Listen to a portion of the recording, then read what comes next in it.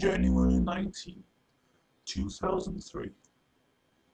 Indian officials ventured into a deep jungle, investigating several missing persons reports from a nearby city. What they found was a tower of silence, or Dakma.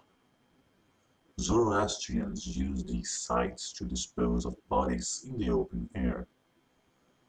While sites like these are not uncommon in certain parts of India, several peculiarities hint at something more unusual. None of the bodies depicted in the photograph were identified. Villagers from nearby, though initially surprised at the sheer number of corpses in the Dakwa, proved unable to recognize the bodies. The corpses also do not match the descriptions of the missing people. There were no animals around except for maggots and flies.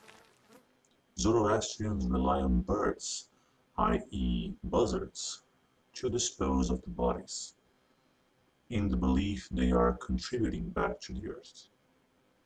Officials found the corpses relatively untouched by any sort of animal. There is no official count of the bodies.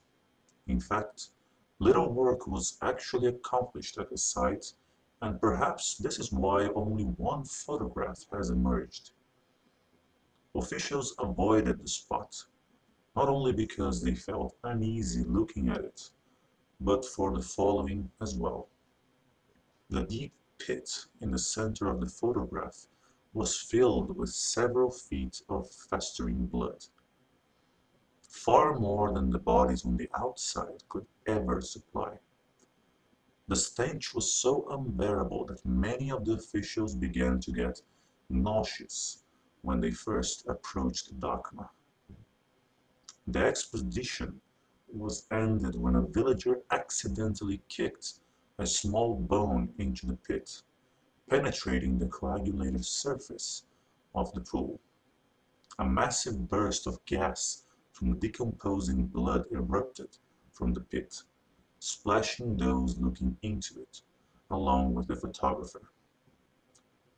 Those caught in the explosion were immediately sent to the hospital, where they were quarantined for possible infection. They became delirious with fever, shouting about being tainted with the blood of the Ahriman, the personification of evil in Zoroastrianism, despite never having admitted having any familiarity with the religion. In fact, many of them had no idea what the Dharma was when they had found it. Delirium turned to insanity as many began to attack hospital staff until they were sedated.